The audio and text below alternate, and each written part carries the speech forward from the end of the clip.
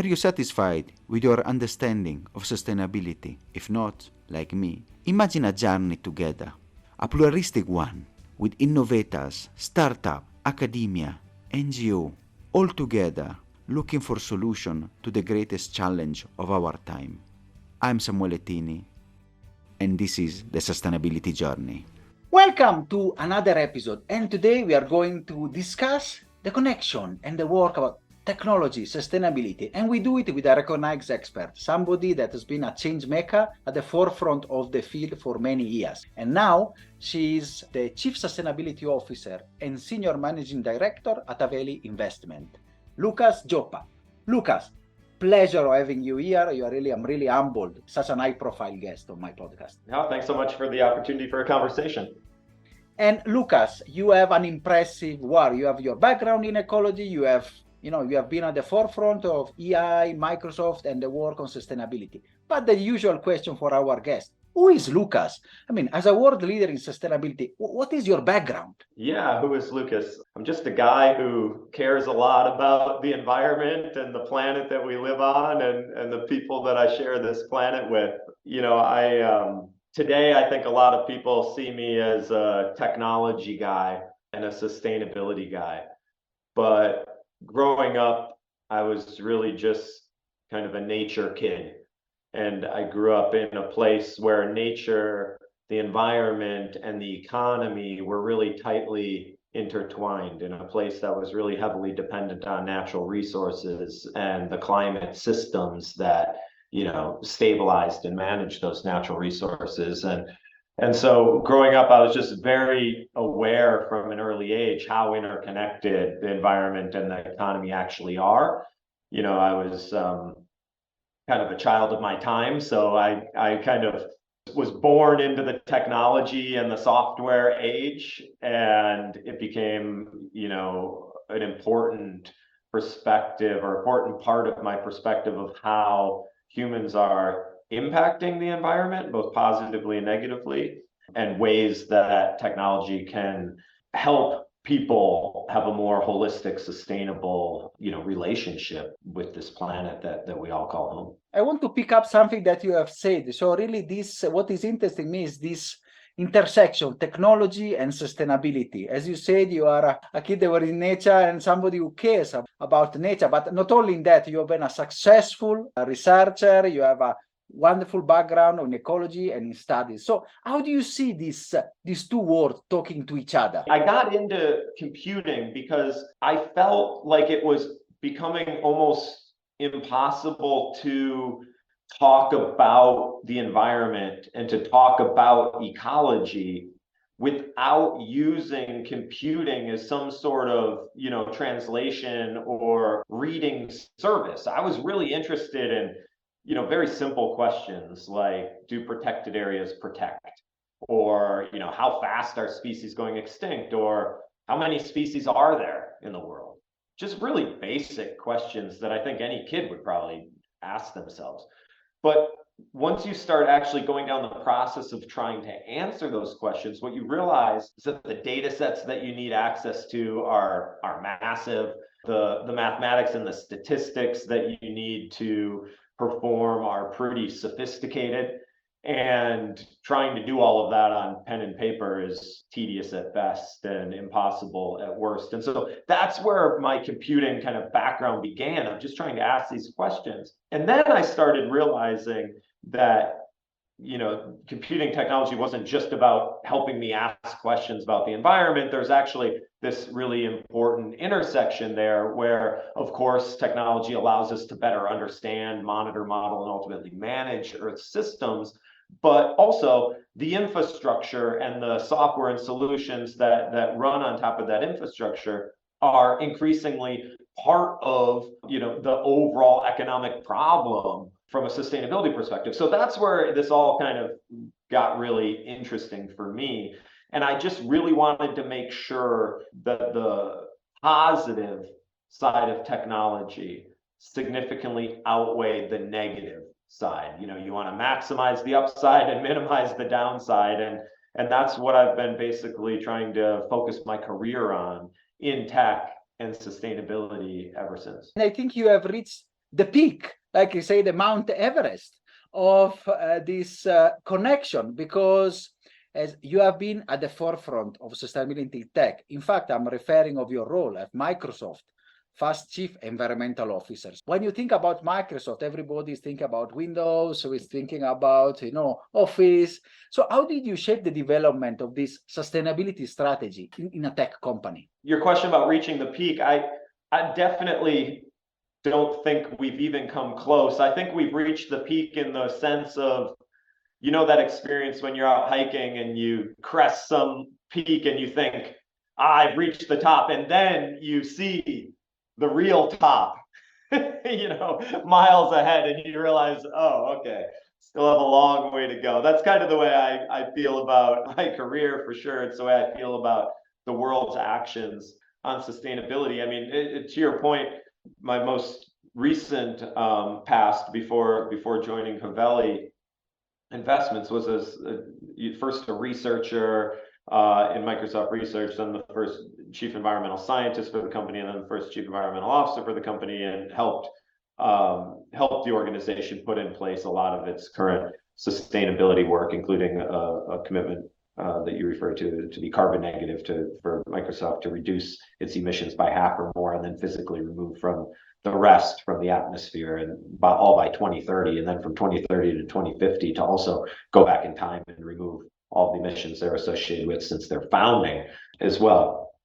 And so that was what I consider to be a huge first summit for the world, right? It was a big company with an ambitious but doable plan, and it showed the world, in large part just because Microsoft is such a big and important company that when it does big and important things, people notice. It showed the world that taking action, wasn't crazy, that big, mature, grown-up, sophisticated companies could do this. It helped open the door for lots of other big companies to come in, and it really kind of changed the baseline on what, corporate sustainability could look like. Yet it was, far from the peak. I think first and foremost, there's a lot of challenges ahead to actually achieving those goals that the company has. I, for one, feel incredibly confident that Microsoft will achieve those goals. I definitely never would have left my position if I had questions about that, but there's still challenges to be had. However, the next highest one is showing that what Microsoft did and is doing wasn't a fluke, that it's a strategy that could be shared by lots of different companies of different shapes and sizes, even if they don't have necessarily the, market penetration or the balance sheet of a Microsoft. I talk a lot about how the world needs to normalize net zero. And that, for me, is the real slog to the summit. It's, any company of any shape and size, hopefully, that it can see a pathway for its products and services to be part of net zero climate kind of economy, so that it's not just a punitive measure, that everybody has to do this thing to decarbonize their economies, but also that there can be a profit-making and growth opportunity in that space as well. I can see this is the way, and also now I think in your new roles and the other role we will discuss, that is also your agenda and the work that you are trying to do. But I'm sure that going back a bit in the Microsoft role, many of the people in the audience would like to know what is possible to share, of course, in a podcast, some of the key insights that you had from your research on climate change, biodiversity, ecology, when you were there, and how these findings have influenced the company's sustainability initiatives. Yeah, I think that I know other people may have a different way into this conversation than I do, but I think one of the key lessons that I learned from, and this was, thinking about climate inside of a corporation, is that this is really a math problem. It's an accounting problem. Now, I get it. There's tons of people that are saying, that are all up in arms right now. Look, I get it. My background's in environmental science, ecology, the complexities, the crazy interdependencies of, ecosystems and the species and their climates and the bios. Okay, so I get all that. But from a corporate climate perspective, this is a math problem. It's the ledger balancing problem. It's saying, well, we are putting carbon into the atmosphere. That's bad. And carbon, shorthand for all sorts of global warming, potential greenhouse gases. But we're putting carbon into the atmosphere. That's bad. And we need to balance out the amount of carbon in the atmosphere so that all of the emissions that humans put in, humans must take out. And then it makes it easy for a company, particularly an engineering company like Microsoft was, to say, oh, okay, so now, yes, there's societal concerns, there's ethics, and there's morals, and there's all these other things, but Microsoft's an engineering company. So, okay, we finally gotten the problem down to something that we can think about engineering. And again, I know that's a sometimes controversial thing to say, to engineer, our way out of this, but I'm using it kind of in the English language sense of like, okay, we've got to figure out a way. We have to engineer a way to reduce our emissions as much as possible, and then to physically remove the rest. And so first, I think there's the three lessons I just want to share. One, it's just a math and an accounting problem. If you can break it down to its base level and then just start working from a balance sheet perspective, all of those other issues get wrapped up in it. The second thing is that, technology can be a significant part of the solution. I think we've looked at new, products that Microsoft was putting in place, things like the Microsoft Cloud for Sustainability or the planetary computer, right? That there were things holding companies back from being able to treat this as a math problem. Well, if you're going to treat this as a math and accounting problem, then you need like a digital ledger technology. By that, I don't mean like blockchain or whatever. I just mean literally a ledger technology that is run on digital infrastructure. And so Microsoft started building something like that because it knew its customers needed to do that. And then also, if we are going to better monitor, model, and ultimately manage Earth's natural systems, then we need to be able to compute in the native data types that we experience our world in that kind of nature exists in, which is space and time. And that's actually, those are data types that the modern cloud, particularly if you go back 2, 3, 4 years, like the modern cloud didn't do super well, like space and time, so we started building something called the planetary computer to really change the way that data was accessed and the native ability to do spatial and temporal computing. And then the third lesson that I really kind of learned there and took away is that the money is starting to move, and that what I believe will be viewed as the most consequential decade in technology, which was basically the last decade in the tech sector, where they built this incredible computing substrate called the cloud. And now, yes, crazy stuff with AI is happening, blah, blah, blah. Everyone's going to say that's the most. And I'm like, yeah, but the point is, that's all just building on top of this like fundamentally new infrastructure that was developed over the past decade. So we went through what I believe will be viewed as the most consequential decade in technology. And where the other most important economic sector, finance, is just starting its most kind of consequential decade. The mobilization of capital into a net zero future. So I've always looked at the world of like, yes, environment and the economy. And if I break that down one more, it's basically, the three major engines of modern economy in my mind are the environment, finance, and technology. And so the money is starting to move in the finance space. I think that is going to lead to the most consequential decade in finance, at least for our lifetimes, of the people listening to this. those are kind of the three lessons. It's a math problem. Technology can be part of the solution. It needs to be part of the solution if we're ever going to solve the math problem, and that, the money's starting to move, and that's going to be a massive accelerant towards the world getting to net zero.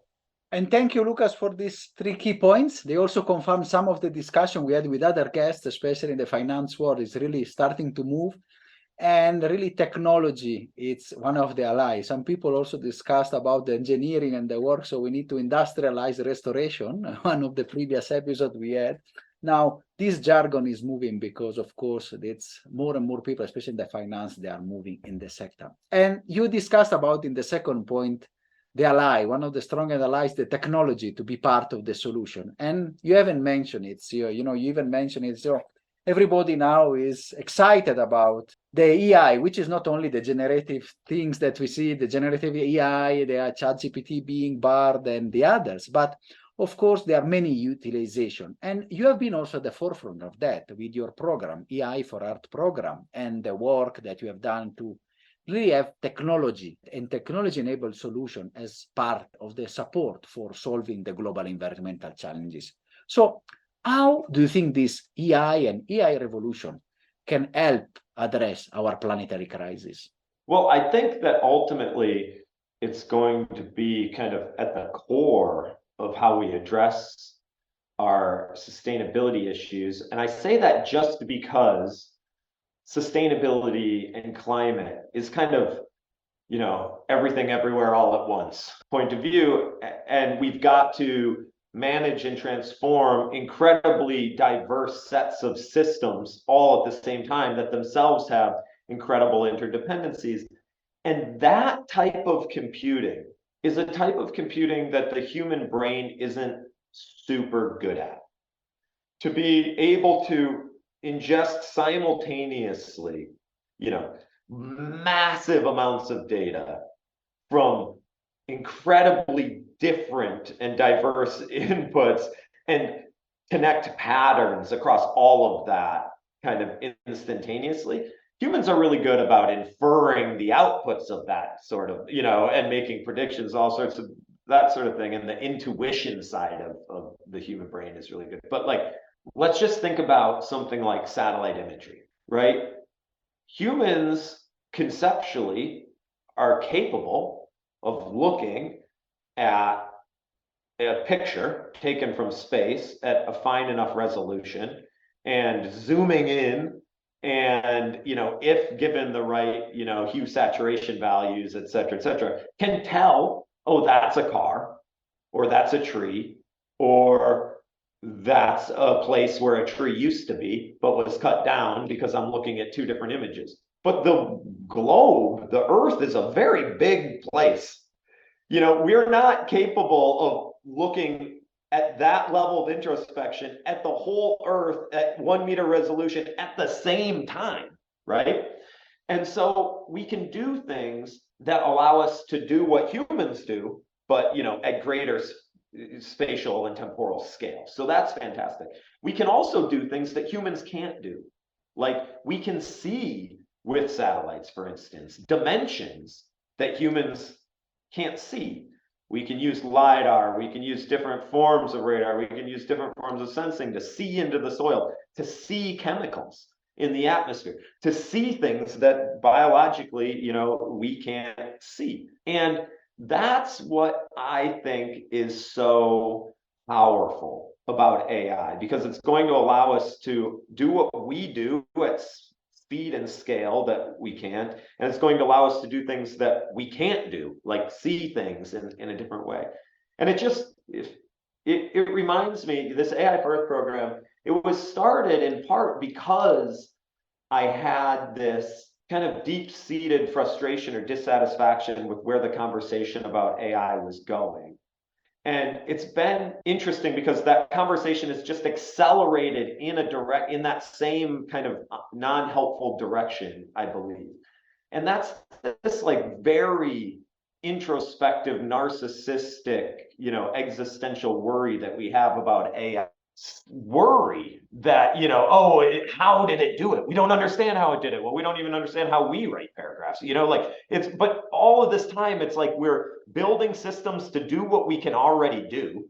And then we're worrying about what the implications of like replacing ourselves might be. When in fact, the most powerful component of technology innovation is helping humans do things they can't do. And one of the things that we can't do is we cannot monitor and we cannot model environmental systems at the scale at which they exist without the help of computing. And then when you get to how should we manage it, then you can think of a more like co-pilot type role for computers to then be able to say, hey, here are some suggestions for, levers that you might be able to pull, et cetera. So AI for Earth was all about showing the world that there were other, maybe more fruitful uses of artificial intelligence, and to show that cloud computing and modern technologies could actually be helpful. And that's what the AI for Earth program did. It gave out grants to hundreds of organizations across, across the majority of countries in the world. And the number one lesson that we learned was kind of just a confirmation of what we knew going in, which is that the modern cloud was not as well built for solving environmental issues as it could be, that there was basically what I called this missing layer of being able to natively handle space and time and deploy the most modern AI innovations on environmental data. And so that's where the AI for Earth program then kind of morphed into this thing called the planetary computer, where it was actually saying, hey, we're actually going to build a new substrate in the cloud for people to be able to do this monitoring, modeling, and managing. And I think that that's just a very, logical sequence of go out with an idea, work with a ton of people across the world in diverse backgrounds and settings, see how they get on, have joint conversations, come back and say, okay, what's the rate limiting step? Okay, let's build a solution. And nowadays in the news, we get a lot of concerns of public opinion, editorials, discussion about we can make AI sustainable. Some people, they have huge articles saying, it's a waste, there is a lot of problematic in sustainability. So how we can build a sustainable AI, sustainable tech infrastructure that minimizes environmental impact? Well, the nice thing about technology and computing is that you can break the carbon problem kind of in half. One is about what's the input to run the computing, energy, electricity, and then what's the hardware, and the carbon associated with building that hardware. I won't focus on the hardware as much, except to say that there's been lots of advances in how, one of the greatest, parts about cloud computing is just how efficiently they can increase the utilization rate of servers when you share across, multiple organizations and individuals, et cetera, et cetera. So you want to make sure that you're utilizing the hardware that you have as much as possible. You want to make sure that you're doing all of the things that you possibly can to maximize the reuse and next best use and all of that. And, there's a lot of low-hanging fruit, and the cloud companies, including Microsoft, are doing incredibly interesting things. Like Microsoft set up these cloud circularity centers where they have AI systems that, are monitoring and tracking every bit of hardware and figuring out what it's going to do next and how to maximize the life of it. But if we leave that aside, the real problem for this for computing is where the energy is coming from. But the good news is that we actually know how to access almost infinite amounts of zero carbon energy through wind, solar, hydro, fission, maybe fusion, all of these things. And the market is there for it, and they're now, on a unit economic basis, out competing, high emitting sources of energy. And that's fantastic, because I believe that at the core of any net zero global economic transition is basically a 4-part plan of decarbonize the world's grids and then race to electrify, digitize, and then ultimately virtualize as much of the world's physical economy as humanly possible. So that is perfect because we know that the inputs to that can be driven to zero carbon. And there is a bottleneck at the moment. There isn't enough renewable energy on the grids, etc.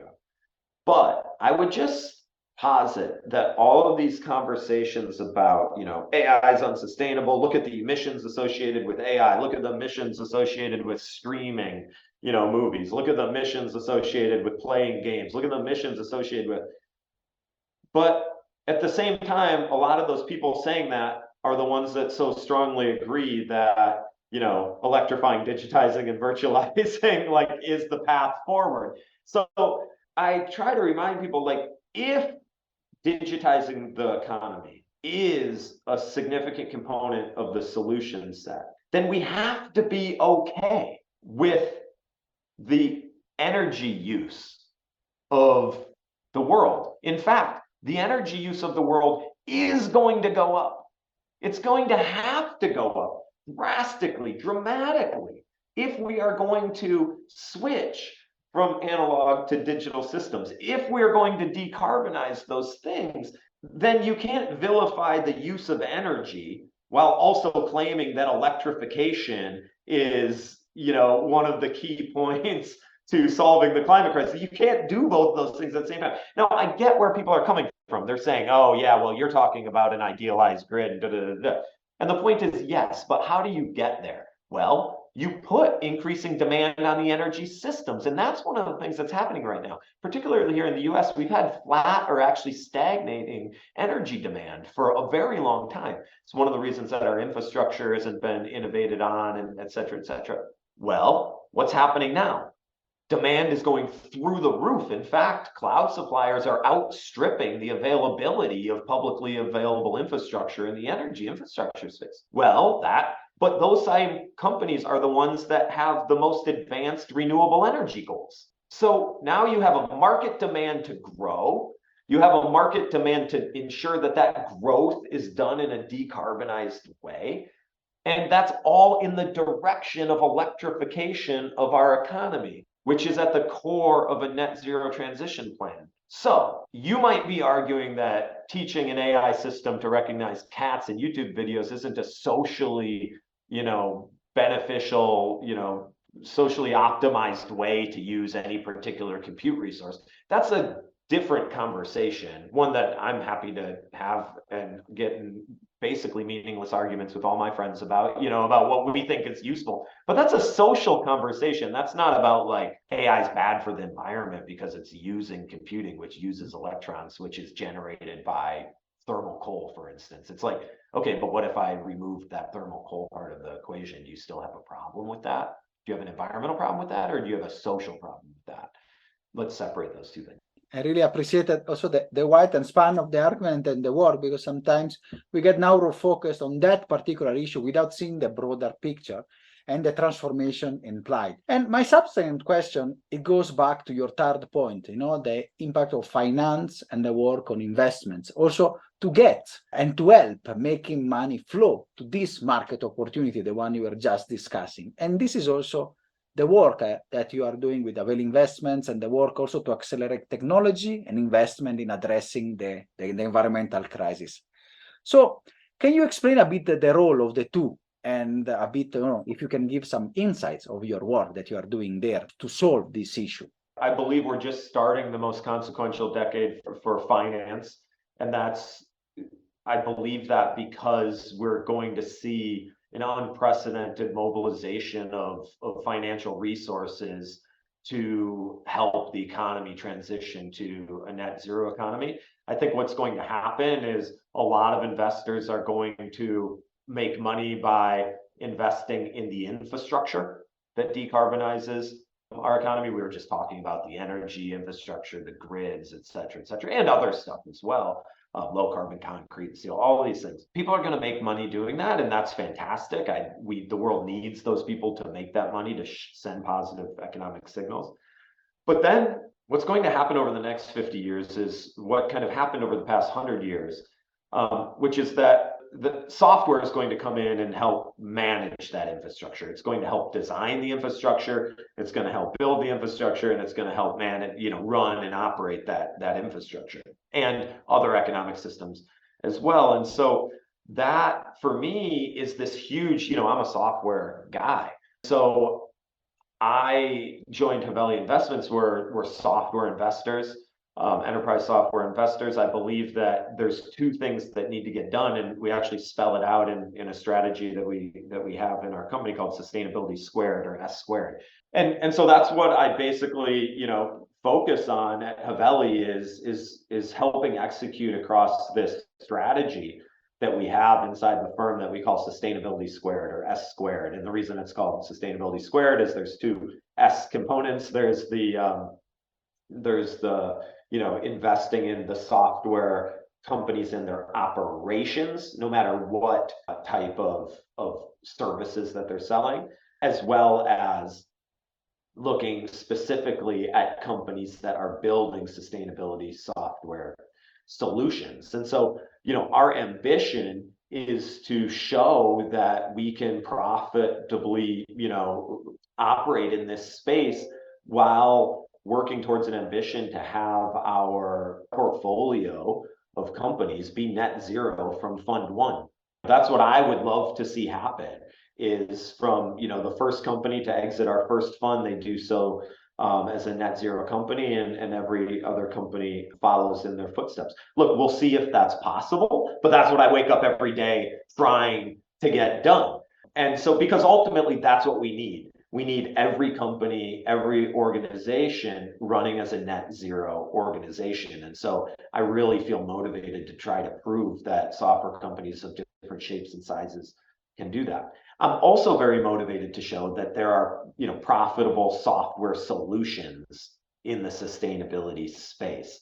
And so I look after that aspect of our investment strategy as well. As we look across all of enterprise software, I'm very motivated to find a few, very, motivational gems that we can invest in and show that this is a significant area of growth for the economy. And I think from what you said and the insights you have shared, the digitization is really part of that. So software companies are really at the forefront of this war.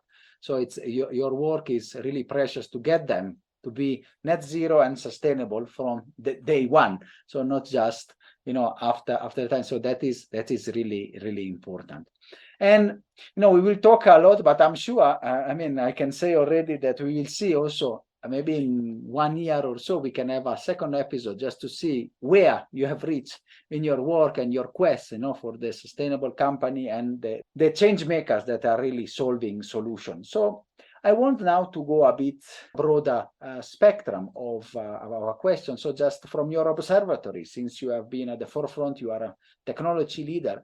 So which are the trends, and a bit we have already touched on that you see in the field of ecology, environmental research, and also which are the trends that are really now that they might shape our understanding to global challenges in the next decade? The substrate of the economy, the cloud, is increasingly moving towards net zero operations. And so the foundation of digital economy is going to be built on a much lower carbon basis than computing otherwise was. I think it's fantastic when you look at the obvious examples of Microsoft or Amazon or Google or Apple, and you look at not only are these companies some of the biggest, most successful companies in the world, they're also the companies with some of the most ambitious sustainability work. And so that is just this huge sectoral trend. There's also the inputs that are going into those companies. Here in the US, for instance, there's more energy projects in the permitting pipeline than there is electricity on the grids today. And something like 97% or something of those projects in the permitting pipeline are renewable energy projects. So the market is primed to deliver the low to no carbon energy that this digital economy requires. Now, there's a lot of permitting reform. There's a lot of like nuts and bolts logistics of how this is actually going to happen and roll out. But here in the US, for instance, if you look at like the Inflation Reduction Act, you know, and all of the investments that are going in there, I think we're gonna find our way through, because that money has to get deployed into the economy. And then the last thing I would just say is that our ability to, you know, people's kind of minds are blown that like AI innovation can now write them an email or whatever. Like, where their minds really should be blown, and where I think people are just going to be really taken by surprise over the next few years, is how advanced and how much more we will advance our ability to monitor the state of the world's environmental systems. And that is going to usher in a whole new era of accountability and responsibility and regulatory requirements, et cetera, et cetera. And so those three things, they all have computing kind of, or are related, but like that's where I see kind of the global economy going. I think it's such an exciting time to be alive and operating for so many reasons. But for one, you know, in particular, I look like you go back into like your first economics class, right? They teach you the 4 factors of production are land, labor, you know, entrepreneurship, capital, and entrepreneurship. And what's interesting about that construct is that as our economies have been built, we've always assumed infinite supply of quote unquote land, i.e. the benefits that nature provides are infinite, an ever growing body or pool of labor. And then where we've really, you know, worked is how do you build like capital, you know, physical plants and facilities such, and how do you use entrepreneurship to like take land and labor and build that capital. Well, 3 things are happening right now. One, land is under fundamental pressure. The expectation of infinite supply is gone, and in fact, it's in declining supply. Labor in large parts of the world is in decline as well, with population growth slowing. But we have this new form of capital called software, which is the most, you know, as the CEO of Microsoft, Satya Nadella, loves to say, like, is the most malleable technology that we've ever invented. And it's the most accelerative and empowering for entrepreneurship, because you can have an idea and you can institute it. And so what we need to do over the, you know, coming decades is we have to figure out how modern capital, software, and other forms of capital, and modern entrepreneurship can pick up the slack for slowing availability of labor and declining availability of land, natural resources, and its environmental inputs into economic systems. So that's super exciting. Like, that calls for like global scale innovation. Anybody who's in that space should be stoked to get up and go to work every day. It is a crucial decade. Our decade is the day that, especially the next decade, is the one we are going to shape the future of art, maybe for the next centuries. So that is, as you say, the super exciting moment to be here and make the right choices. And also using technology and the software and the work is playing a huge role, especially as you said. Land is no longer actually, planetary boundaries are already being passed and tipping point are passed. So we need really to work. And I would love to discuss hours with you because we have such an insightful discussion, but we have to go to a closing. But of course, I'm already booking you for the second part, the next year, to see where Haveli has gone. And the question we always ask our guests, our change makers, is to give some advice. So from our audience that is listening to us all over the world. So as I say, from India to West Indies, from South Africa to Iceland, to see how companies, how people, and how leaders, they can integrate sustainability in the core business practices, how they can balance the 2 things that sometimes they are not there, you know, the profitability, environmental responsibility, that they should be an and, but sometimes they're still as an or a nice to be. This might sound pretty basic, but I just think it's important enough to repeat every time I get the chance to. And that's, to focus on your core competencies, as an organization or as an individual.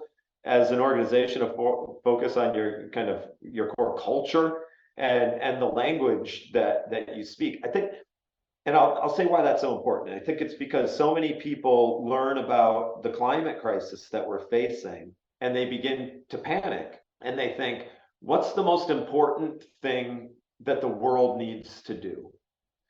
And instead of asking, what's the most important thing I can do to help the world achieve what it needs to achieve? And so, the great thing about building a net zero economy is that it requires all aspects of the economy. If you're a software engineer, if you are someone involved in marketing, no matter what, we need to change the way people think. We need to change the way that we build systems. We need to do all of this. And so what you want to figure out is how you can ensure sustainability work, right? We don't necessarily need a highly, accomplished software engineer to go back and get their master's in environmental sustainability. We need them to continue to be a highly accomplished software engineer, but implementing green software engineering principles in the scalable systems that they build.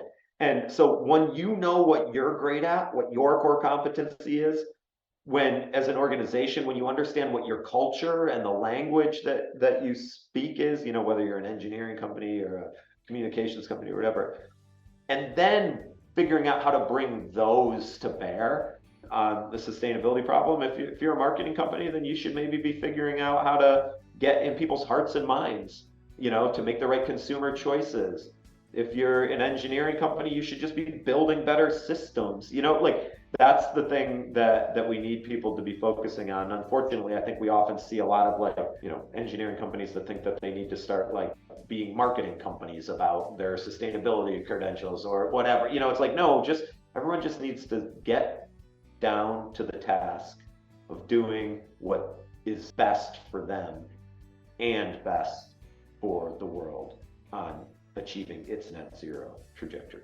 Thank you so much for this wonderful insight and this wonderful episode. It has been an honor and a pleasure hosting you, Lucas, and count we will see you maybe in 1 year to see where you have taken Haveli and his work on getting the new generation, the best company in software, getting them from net zero from day one. Thank you so much, Lucas. Thank you. Are you satisfied after this wonderful episode? Let's continue together our sustainability journey.